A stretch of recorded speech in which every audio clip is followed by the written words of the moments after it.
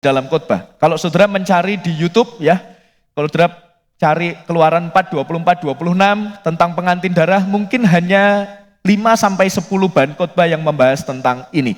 Lebih banyak ini dibahas pada tataran diskusi ilmiah, karena ketidakjelasan teks ini.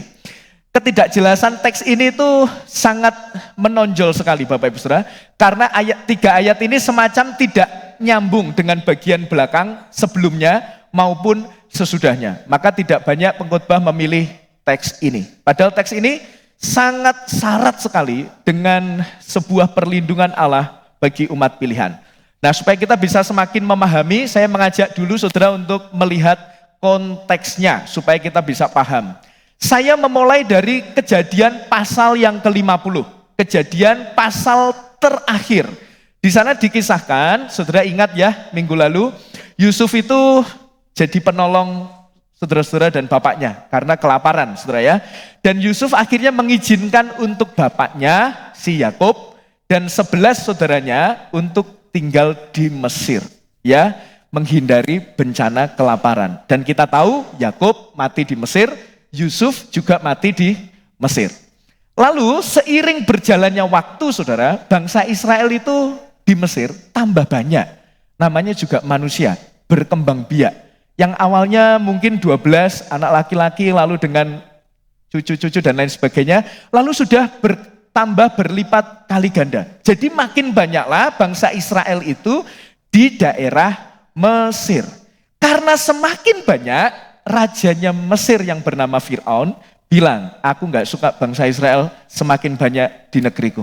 Maka kemudian dia memerintahkan sebuah perintah yang semua kita tahu ceritanya, yaitu membunuh semua anak laki-laki Ibrani.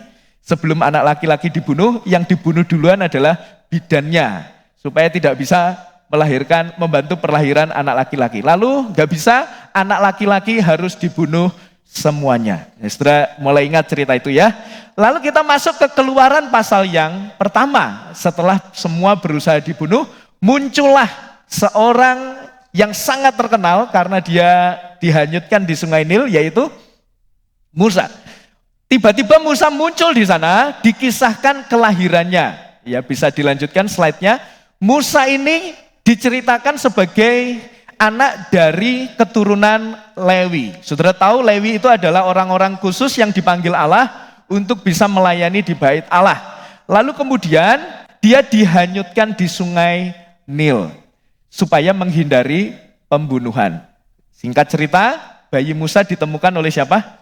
Putri Fir'aun. Kemudian Musa bertumbuh di istana Mesir. Lalu ia berlari ke Midian, di istana Mesir. Lalu kemudian kita tahu sebuah kisah, ya mungkin ada yang tahu, ada yang tidak tahu. Ya kisahnya begini, karena Musa itu orang Ibrani, tapi besar di Mesir, jadi dia itu masih cinta bangsanya. Satu waktu bangsanya diperbudak oleh Mesir, ya sangat diperbudak sekali, dia melihat salah satu orang Ibrani itu disiksa oleh orang Mesir. Dia melihat, dia tidak terima, wah ini koncoku ya. Kalau misal, wah ini podo arek Surabaya nih, misal begitu saudara ya. Lalu kemudian dia membunuh pegawai Mesir ini, ketahuanlah.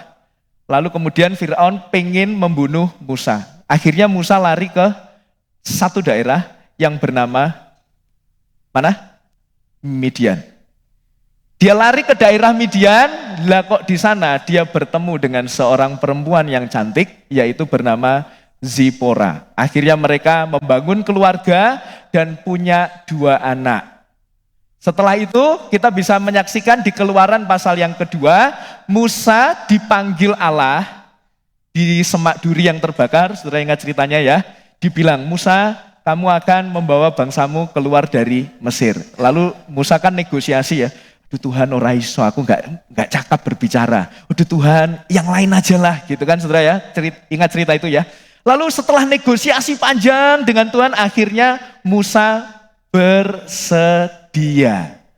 Nah kita masuk Keluaran pasal 4, bacaan kita tadi ya. Di bagian awal kita tahu Musa akhirnya bersedia, lalu dia pamitan sama morotuane. Siapa morotuane? Yitro namanya ya, yang menjawab guru-guru sekolah minggu anak ini ya. Yitro itu mertuanya, Pak saya mau pamitan bawa anakmu si Zipora dan cucumu si Gersom dan adiknya ini untuk pergi ke Mesir.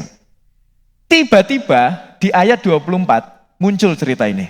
Akhirnya saudara melihat ya, kayak tidak nyambung dengan apa yang sedang kronologi ceritakan. Tiba-tiba muncullah Tuhan ingin membunuh Musa. Jadi ini teks yang sangat aneh sekali, teks yang sangat janggal sekali, tidak ada angin, tidak ada apa-apa. Tiba-tiba Tuhan habis meminta Musa berangkat ke Mesir, Tuhan ingin membunuh Musa. Nah kita masuk pada inti khotbahnya, itu tadi pembukaannya saudara ya, supaya saudara bisa mengerti konteksnya.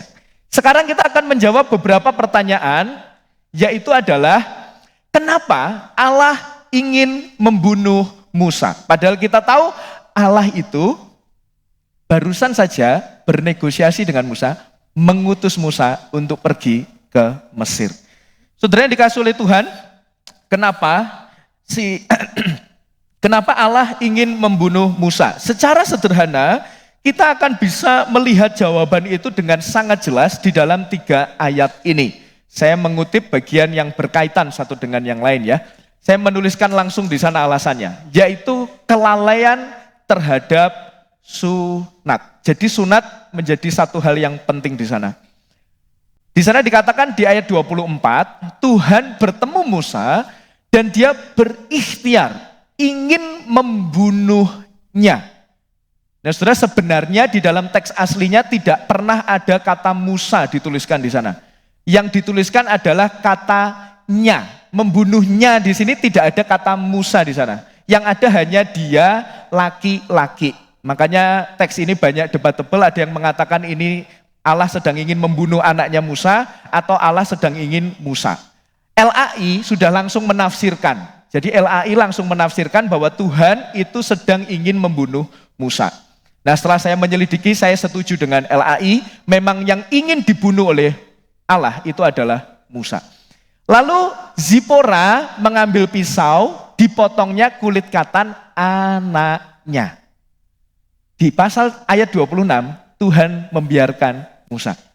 Jadi kalau saudara melihat pola ini, saudara akhirnya menemukan kan, kenapa Allah ingin membunuh Musa? Karena Musa lalai terhadap sunat. Kenapa? Karena awalnya ingin dibunuh, lalu di tengah-tengah Zipora menyunat anaknya, lalu di ayat terakhir Tuhan tidak jadi membunuh Musa, membiarkan Musa. Berarti permasalahannya ada di dalam sunat. Nah, mengapa sunat, hanya karena sunat saja Allah ingin membunuh Musa? Gak bisa Tuhan kayak SP1 dulu gitu ya, atau SP2 dulu. Hukumannya gak langsung mati gitu loh Tuhan. Kenapa? Sunat ini langsung dihukum Allah dengan harus membunuh.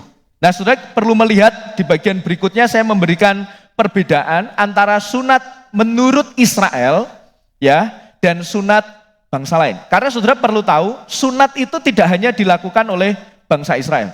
Sunat itu dilakukan hampir pada semua bangsa pada masa itu. Bangsa Babilonia melakukan, bangsa Kanaan melakukan sunat. Jadi sunat tidak hanya milik orang Israel, tapi sunatnya orang Israel dan sunatnya bangsa lain itu punya perbedaan. Inilah perbedaannya. Kalau sunatnya Israel itu ada makna religiusnya, ada makna teologisnya, ada kaitannya dengan Tuhan. Tapi kalau sunatnya bangsa lain itu hanya karena alasan kesehatan dan karena seks. Kalau dampaknya bagi orang Israel, kalau tidak disunat, maka orang tersebut dilenyapkan. Saudara bisa baca itu di Kejadian pasal 17, waktu pertama kali Allah berbicara dengan Abraham dan memberikan tanda sunat ini. Kalau bangsa lain tidak disunat, ya dampaknya hanya sanksi sosial saja. Tidak hanya pada makna dan dampaknya, ternyata cara sunatnya juga berbeda. Kalau sunatnya orang Israel itu seluruh kulit kepala, alat vital laki-laki itu dipotong, tapi kalau bangsa lain itu hanya sebagian saja. Dari sisi waktu juga sudah berbeda. Tuhan memerintahkan supaya semua orang Israel itu yang laki-laki disunat di hari yang ke-8. Ya, di hari yang ke-8. Sedangkan bangsa lain itu sebelum menikah. Karena tujuannya apa? Untuk kesehatan dan untuk persiapan pernikahan. Jadi saudara bisa melihat ini. Dan sekaligus akhirnya kita bisa melihat sunat di dalam konsep berpikir orang Israel, sunat di dalam perspektif perjanjian Allah dan umat pilihannya itu bukan hanya soal dipotong kulit katanya. Bukan soal supaya nanti waktu melakukan hubungan suami istri itu bisa lebih sehat. Bukan supaya alasan kesehatan, bukan hanya itu. Tetapi ini adalah tanda perjanjian. Dan Allah sendirilah yang meminta Abraham dan semua keturunannya untuk disunat. Jadi saudara bisa melihat ya, kenapa sunat, gak disunat saja Allah langsung ingin membunuh Musa, karena ini adalah mengandung makna religius, mengandung makna perjanjian. Artinya tidak menyunatkan berarti dia tidak menaati Tuhan. Dan kalau tidak disunat berarti dia tidak terhisap terhadap umat pilihan. Akhirnya saudara nangkap di perjanjian baru saya pernah jelaskan, bahkan perjanjian baru di awal gereja mula-mula itu sampai sidang hanya untuk menentukan selamat itu hanya oleh karena iman atau ditambah sunat. Saudara ingat itu ya? Sidang Yerusalem itu untuk menentukan itu. Yang satu orang Yahudi bilang selamat itu harus percaya Yesus tambah sunat. Nah orang yang lain bilang enggak, harus hanya percaya Yesus saja, tidak perlu disunat. Nah saudara akhirnya bisa melihat korelasinya antara perjanjian lama dan perjanjian baru. Sehingga saat ini kita bisa melihat kenapa Allah ingin membunuh Musa, karena Musa lalai terhadap sunat. Pertanyaan berikutnya, yang lalai disunat itu siapa? Yang lalai disunat itu siapa? Ada perdebatan saudara. Yang sudah pasti itu anak-anak Musa, belum disunat. Karena di dalam teks ini Zipora itu menyunat anaknya Musa. Ya penafsir mengatakan Zipora menyunat Gersom, anaknya yang sulung. Yang menjadi perdebatan, apakah Musa bapaknya ini sudah disunat atau belum? Nah orang yang berkata Musa ini juga belum disunat, itu banyak saudara yang mengatakan. Alasannya apa? Silahkan dilanjutkan.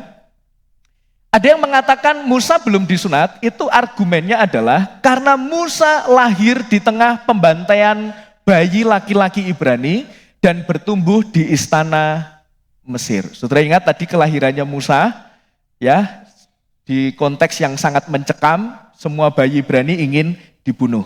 Maka orang penafsir mengatakan ini sepertinya Musa tidak disunat. Lalu dasar keduanya orang mengatakan kenapa Musa belum disunat? Karena tindakan Zipora menyentuhkan kulit katan anaknya ke kaki Musa. Kalau sudah disunat, ngapain Zipora itu ambil kulit katan anaknya dan menyentuhkan ke kakinya Musa? Nah kalau Zipora melakukan itu berarti Musa juga belum disunat. Terlihat masuk akal. Tetapi beberapa keberatan terhadap pandangan yang pertama, itu akan melahirkan nanti kita hasilnya ya, keputusan kita akan mempercayai Musa belum disunat atau sudah disunat.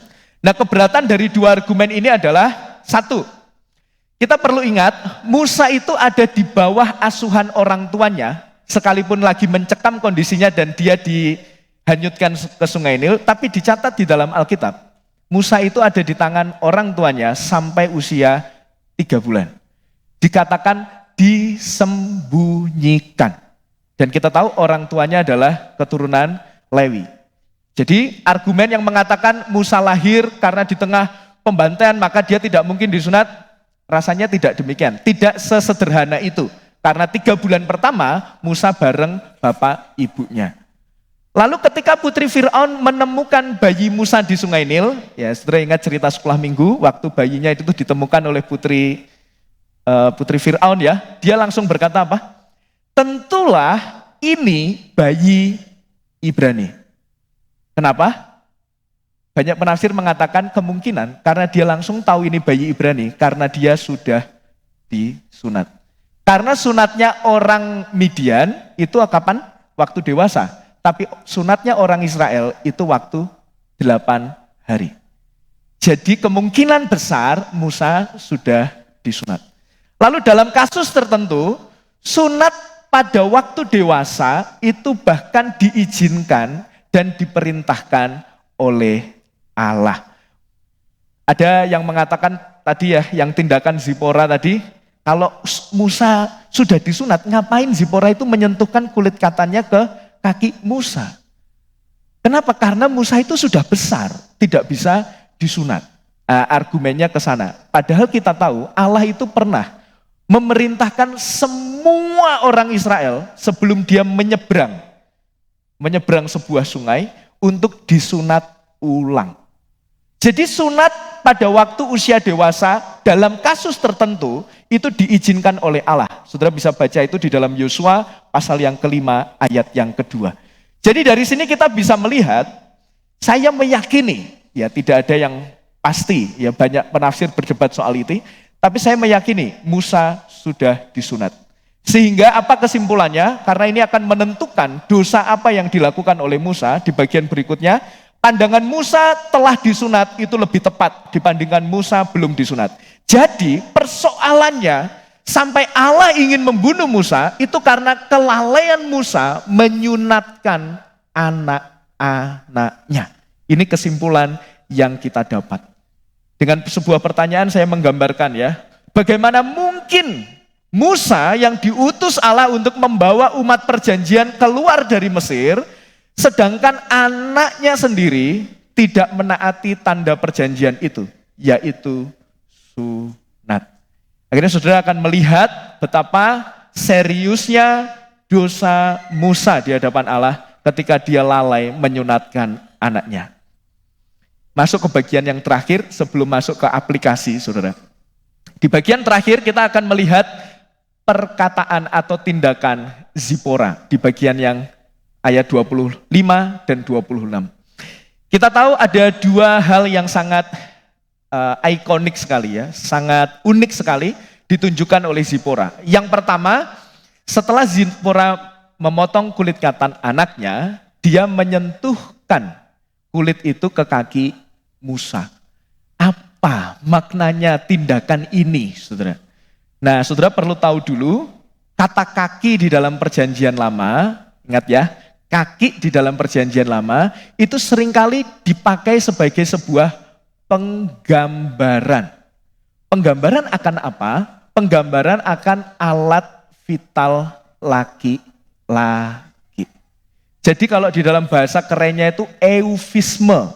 Eufisme itu kata kaki itu semacam diperhalus saja, padahal sebenarnya itu ingin menunjuk kepada alat kelamin laki-laki. Saudara akan melihat itu di kisah Rut. Rut pasal yang ketiga, waktu dia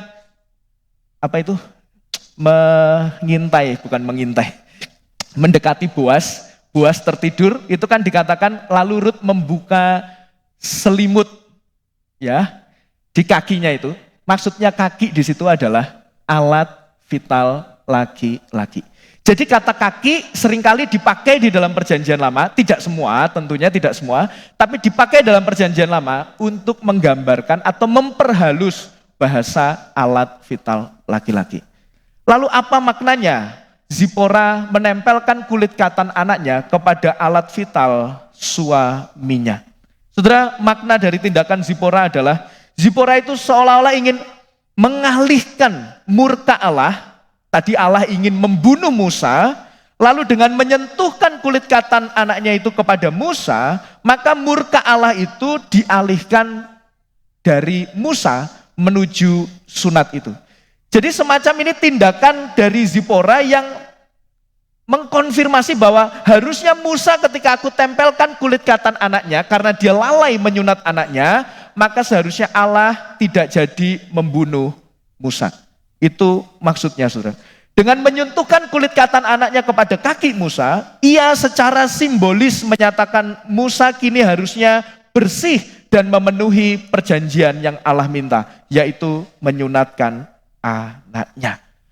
Dan ini berkaitan dengan kata yang jadi judul khotbah saya hari ini, yaitu pengantin darah. Karena setelah Zipora menempelkan kulit katan ke alat vital Musa, dia berkata, engkau adalah pengantin darah bagiku. Apa maksudnya pengantin darah bagiku? Saudara, pengantin darah itu pakai kata namanya hatan damim. Hatan itu kekerabatan melalui perkawinan. Ya, saudara ini seperti hatan. Menikah dengan istri saudara, maka terbangunlah kekerabatan. Ada keluarganya saudara, akhirnya berkerabat dengan saudaranya dari pasangan saudara. Jadi berkerabat, itu hatan. Tapi ada kata damim di sana yang berarti darah. Maksudnya Zipora berkata engkau pengantin darah bagiku adalah kita yang sudah menikah dalam konteks Midian, bukan Israel, itu kita sudah dibangun kekerabatan, betul. Tapi saat ini ada darah. Jadi artinya Zipora dan anak-anaknya ini semacam terhisap kepada umat perjanjian melalui peristiwa ini. Sekali lagi ya, saudara perlu ingat Zipora itu orang Midian, bangsa asing. Dia bukan umat pilihan, apalagi Musa lali pisan menyunatkan anak-anaknya. Sehingga ketika dilakukan peristiwa ini, dia berkata engkau pengantin darah bagiku, bagi Zipora itu kita yang awalnya hanya kerabat biasa, suami istri biasa, dibangun kerabat, tapi sekarang kita ini dipersatukan oleh darah. Maka Zipora dan kedua anaknya itu semacam terhisap kepada umat perjanjian. Maka dia beroleh hak untuk menikmati berkat perjanjian. Saudara yang dikasih Tuhan, semua yang saya sampaikan di awal sampai akhir itu semuanya adalah tafsiran, saudara ya. Tafsiran, dan sekarang kita masuk, apa implikasinya? Yo Pak, setelah pusing dengan itu, apa implikasinya sekarang? Yang pertama saudara, dalam konteks keluarga, kita perlu untuk melihat betapa seriusnya kepala keluarga itu memiliki iman yang teguh di hadapan Tuhan. Kita tahu Musa lalai menjalankan tugas yang sangat-sangat prinsip sekali, yaitu menyunatkan anak-anaknya.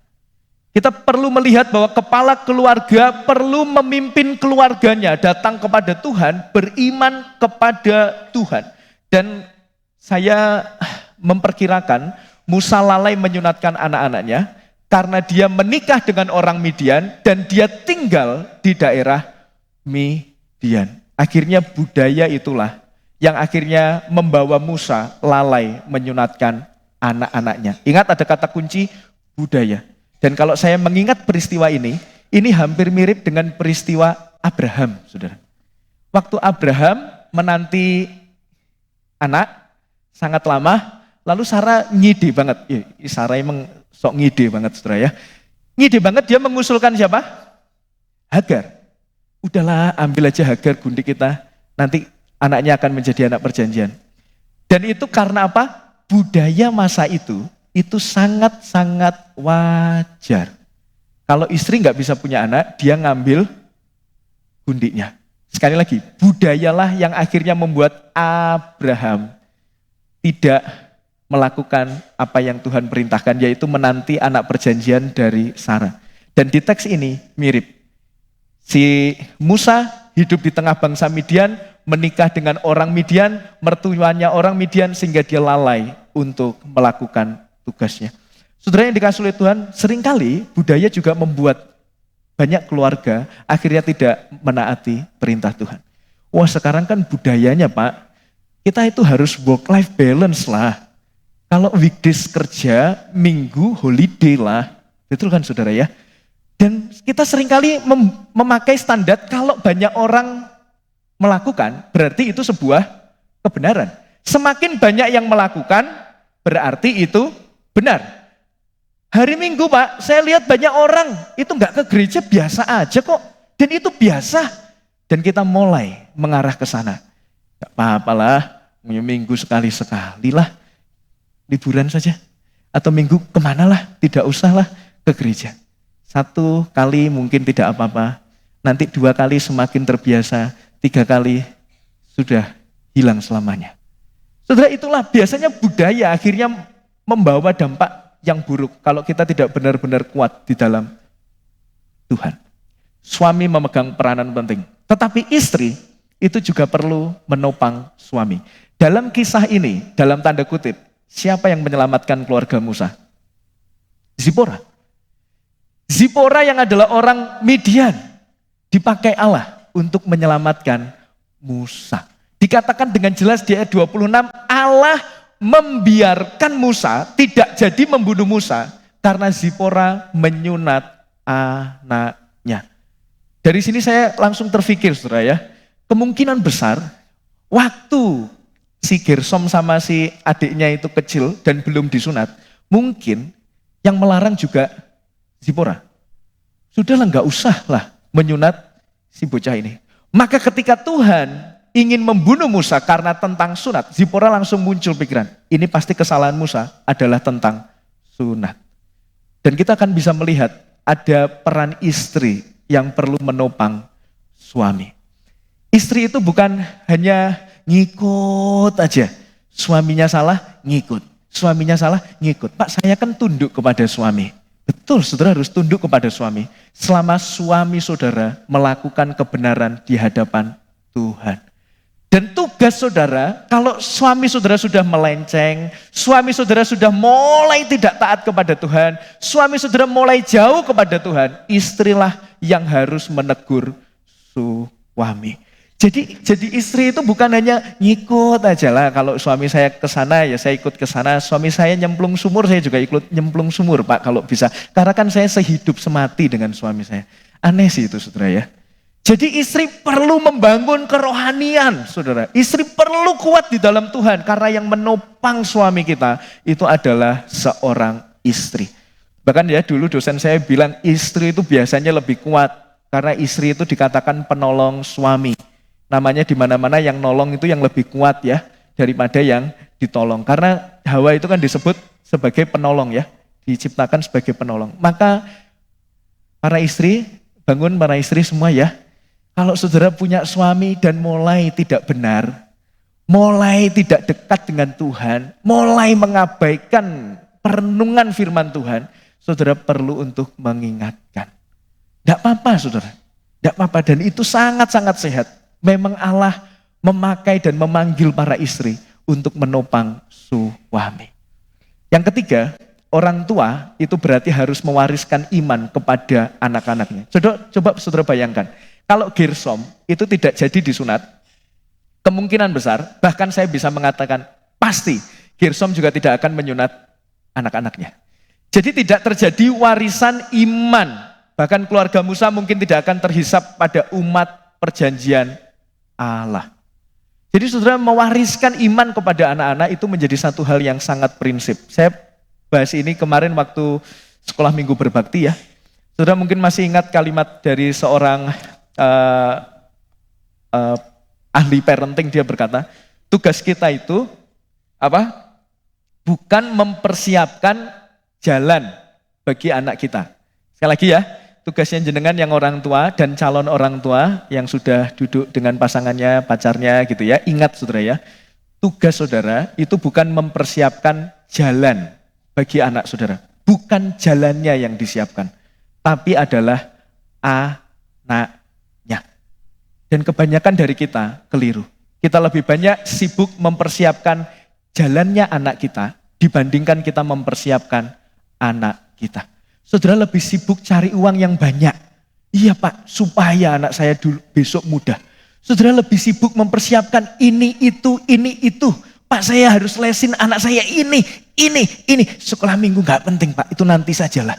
Yang penting Pak, anak saya bisa bahasa Inggris capciscus, anak saya bisa renang capciscus, saudara dan lain sebagainya. Saudara lebih banyak memikirkan jalan bagi anak-anak saudara, membangun bisnis, jejaring, relasi sebanyak mungkin supaya nanti anak saya bisa saya titipkan kepada orang itu. Ini mempermudah jalan anak saya.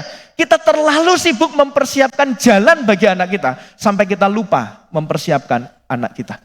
Saudara, mungkin saudara akan punya relasi yang luar biasa buat anak saudara bisa naik.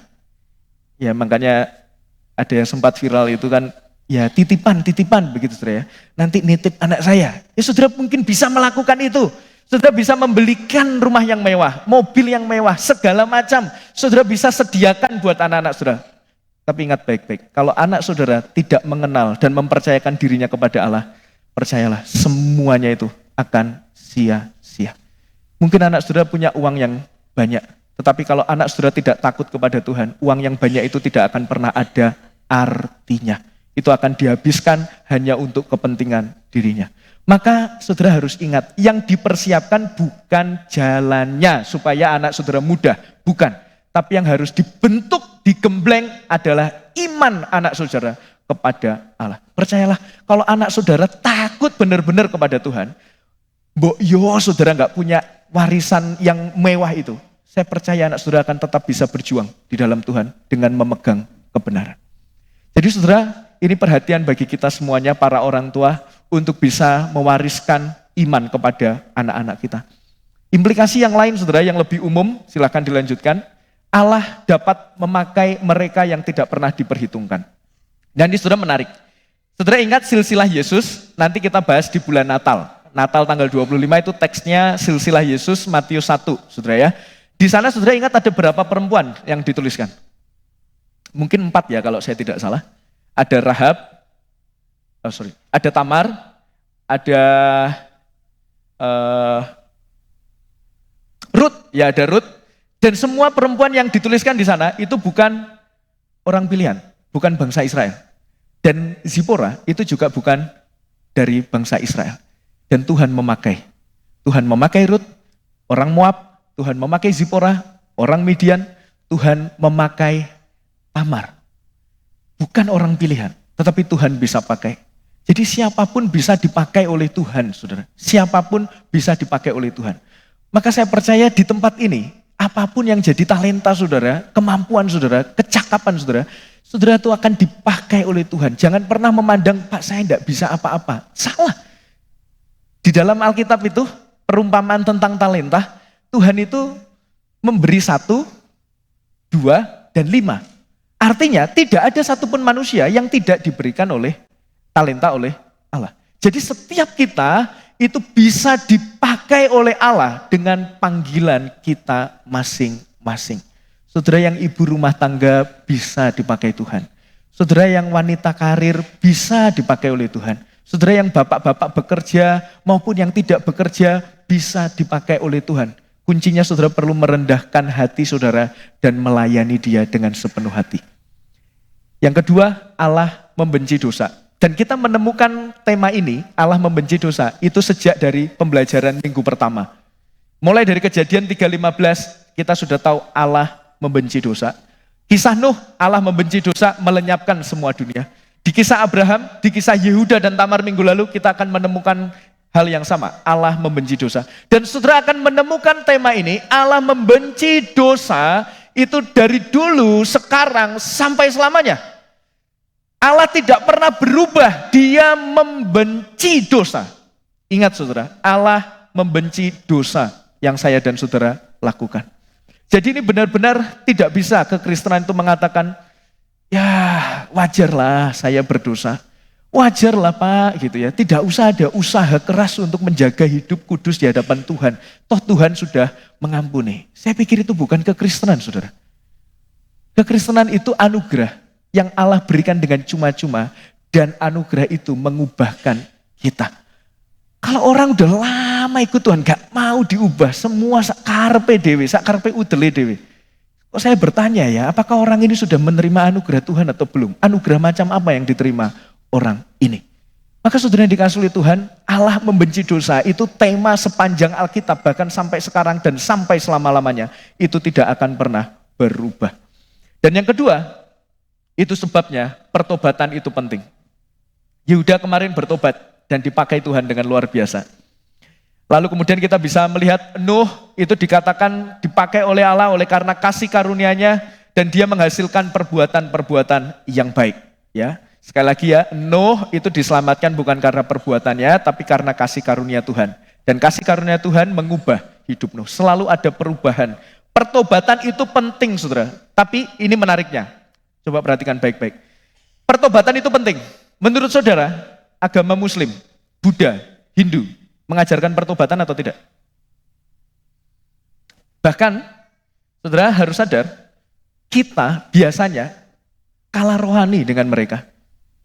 Kalah rohani dengan orang-orang muslim yang militan, orang-orang yang Hindu, orang-orang yang Buddha yang mempraktekkan kasih dengan luar biasa.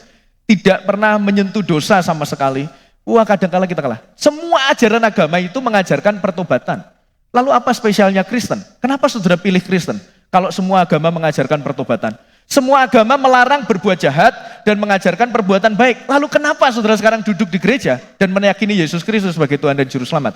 Karena ada perbedaan pertobatan antara kekristenan dan agama yang lainnya. Di slide berikutnya saya mengutip seorang tokoh, yaitu Sen Sanjaya berkata demikian, pertobatan moralistik itu lahir karena ketakutan akan hukuman dosa, tapi pertobatan Injil itu lahir dari kekaguman akan Kristus yang menanggung hukuman dosa. Agama yang lain itu ada yang di atas, pertobatan moralistik. Dan ini tidak hanya agama lain, saudara. Percayalah, ada banyak orang-orang Kristen yang bertobat secara moralistik. Banyak orang Kristen yang hanya ingin merubah, saya dulu berdosa dan saya sekarang harus berbuat baik. Bahkan ada banyak khotbah-khotbah moralistik yang hanya menekankan kamu harus berubah, harus dan harus. Pulang gereja orang akan berkata saya nggak boleh begini, saya nggak boleh begitu. Kalau saya nanti begini, Allah maka begini. Kalau saya begitu, maka Allah begitu. Banyak orang keluar dari gereja hanya memikirkan harus. Itu bukan pertobatan karena Injil. Karena pertobatan Injil itu lahir bukan karena takut, tapi karena kagum. Karena Kristus telah selesai menanggung dosa kita. Saudara, ini perbedaan yang orang Kristen gak banyak sadari. Bahkan di antara kita mungkin keluar dari gereja dengan beban yang berat. Saya harus supaya saya diterima. Saya harus melakukan ini supaya saya diterima oleh Allah. Supaya saya memperoleh surga dan lain sebagainya. Itu yang di atas. Dan agama lain juga melakukan itu sih saudara. Tetapi pertobatan karena Injil, karena saudara tahu, dosa saudara sudah dihapus oleh Tuhan. Dosa saudara sudah diselesaikan oleh Tuhan di atas kayu salib. Maka saudara, semua khotbah saya di akhir selalu ada keindahan Injil. Karena pertobatan sejati itu lahir ketika saudara memandang dan mengagumi Injil. Maka saya pernah mengatakan, khotbah ibadah yang tidak pernah ada Injilnya, yang tidak pernah ada kematian kebangkitan Kristus menyelesaikan dosa ini, berarti itu tidak layak disebut sebagai gereja. Tidak layak disebut sebagai gereja. Injil harus menjadi center, pusat gereja kita, bahkan harus menjadi center pengajaran kita. Mungkin hasilnya sama, Pak saya berjuang kok untuk hidup benar Pak, saya ke gereja setiap hari. Tapi kalau yang mendorong saudara karena takut, Allah nggak nunggu lama kok saudara. Dan saudara pasti capek. Tapi kalau yang mendorong saudara adalah kekaguman akan Injil Kristus, percayalah saudara itu nggak hanya harus, saudara itu rindu untuk menaati Tuhan. Rindu, beda ya, rindu dan harus itu sesuatu yang beda. Maka seperti yang saya sampaikan di akhir khotbah saya, inilah keindahan Injil dari cerita ini. Silahkan dilanjutkan slide-nya. Saudara, ini bagian terakhir. Apa kaitannya cerita ini dengan Kristus? Saudara, saya menuliskan, bukan sebuah kebetulan. Tadi kan ayat 24 sampai 26 ya, tentang cerita kita. Bukan sebuah kebetulan, cerita ini diawali dengan ayat 22 sampai 23 yang berkata begini. Berkata begini saudara. Maka engkau harus berkata kepada Fir'aun, beginilah firman Tuhan, Israel ialah anakku, anakku yang sulung. Sebab itu aku berfirman kepadamu, biarkanlah anakku itu pergi, supaya ia beribadah kepadaku. Tetapi jika engkau menolak membiarkannya pergi, maka aku akan membunuh anakmu, anak-anakmu yang sulung. Saudara perhatikan baik-baik. Sebelum cerita pengantin darah, Allah itu mengingatkan Musa sekali lagi. Nanti kamu bilang begini ya sama Fir'aun, bilanglah bahwa Israel itu anakku, biarkan dia beribadah kepadaku. Kalau engkau Fir'aun menolak perintah ini, maka semua anak sulungmu akan kubunuh. Dan saudara mendengar hal ini akan langsung teringat di dalam kisah Keluaran pasal 11, tulah ke-10. Betul? Fir'aun itu dikasih katak, diserang katak bangsanya, gak mempan. Dikasih air jadi darah, gak mempan. Dikasih nyamuk, gak mempan, tetap gak diculno bangsa Israel itu. Sampai yang terakhir, semua anak sulung itu mati. Dan ini bukan sebuah kebetulan. Allah menempatkan teks ayat 22 dan 23 ini sebelum cerita tentang pengantin darah. Akhirnya di slide terakhir kita akan bisa melihat dua kisah ini kisah pengantin darah tadi dan Keluaran pasal 11 itu sama-sama mengandung ide yang sama. Silahkan dilanjutkan. Kedua peristiwa ini mengandung ide yang sama, yaitu Tuhan murka dan Tuhan ingin membunuh. Di dalam Keluaran 4, Tuhan murka kepada Musa dan Tuhan ingin membunuh Musa. Di dalam Keluaran 11, Tuhan murka kepada Fir'aun dan Mesir dan Tuhan ingin membunuh anak-anak sulungnya. Dua cerita ini juga mengandung ide yang sama. Keluaran 4 mengandung ide darah yang menyelamatkan. Ada kulit katan yang disunat dan darah yang tercurah. Di dalam Keluaran 11 ada ide yang sama, yaitu darah. Karena hanya rumah yang ada bubuhan darahnya yang akhirnya dilewati oleh malaikat yang akan mencabut setiap nyawa. Hanya orang Israel saja yang tahu perintah itu, rumahnya dibubuhkan darah korban, maka dia akan selamat. Di dalam Keluaran 4 ada ide tentang darah, di dalam Keluaran 11 ada ide tentang darah. Dan yang terakhir, dua peristiwa ini menyinggung sunat. Zipora menyunatkan anaknya. Dan di dalam Keluaran 11 saudara akan melihat waktu semua anak sulung itu mati dan bangsa Israel merayakan Paskah, Tuhan bilang hanya orang yang bersunat yang boleh menikmati hari raya Paskah. Jadi saudara melihat benang merah yang luar biasa yang disediakan oleh Alkitab. Satu kalimat ini akan menutup khotbah saya. Keselamatan melalui darah yang tercucur dalam penyunatan anak-anak Musa merupakan bayangan keselamatan kekal bahwa melalui darah Kristus yang tercurah di atas kayu salib. Saudara diingatkan satu kali lagi, tidak ada peristiwa di dalam perjanjian lama yang tidak sedang mempersiapkan sang juru selamat. Peristiwa perjanjian lama itu bukan potongan kisah yang terpisah dan gak ada hubungannya dengan perjanjian baru. Tetapi semua itu adalah, di dalam Ibrani dikatakan bayangan. Perjanjian lama adalah bayangan menuju penggenapan yang sempurna di dalam perjanjian yang baru yang digenapi di dalam Kristus Yesus. Kiranya Tuhan Yesus memberkati kita sekalian. Saya mengundang pemain musik dan petugas ibadah untuk ke depan. Kita akan menaikkan sebuah pujian yang mengingatkan saya dan saudara sekalian, darah Kristus